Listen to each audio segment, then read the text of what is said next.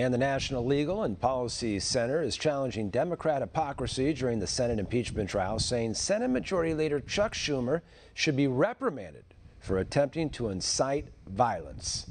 Here's One America's John Hines.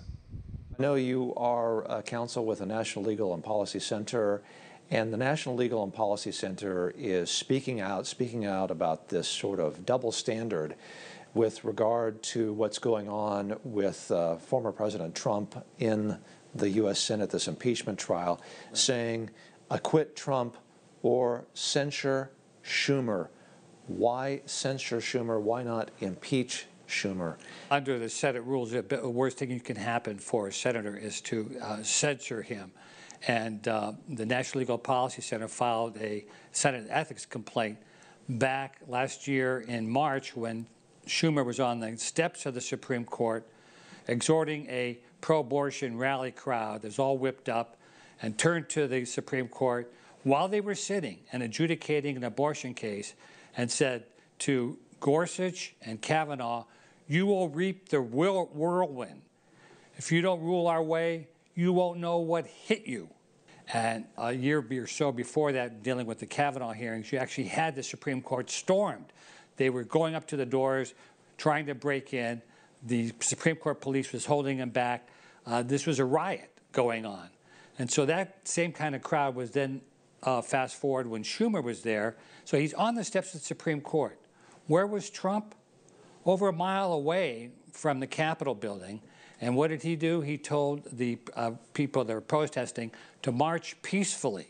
In terms of legally inciting insurrection, there has to be what? Intent, and then it also has to be imminent? Imminent. So what Mr. Schumer did, was there intent there, and was it imminent? Well, he said it wasn't intent. He said, this is the way we speak in Brooklyn here. So he says that was my upbringing. That's how I speak rough in Brooklyn.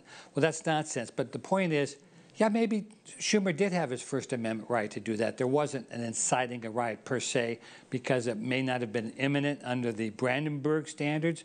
But the point is, all the more so, nor was Trump's speech to say, hey, march peacefully. So what we're trying to do is to show this double standard and this hypocrisy, and then it gets even worse, John. You're saying they should be treated equally.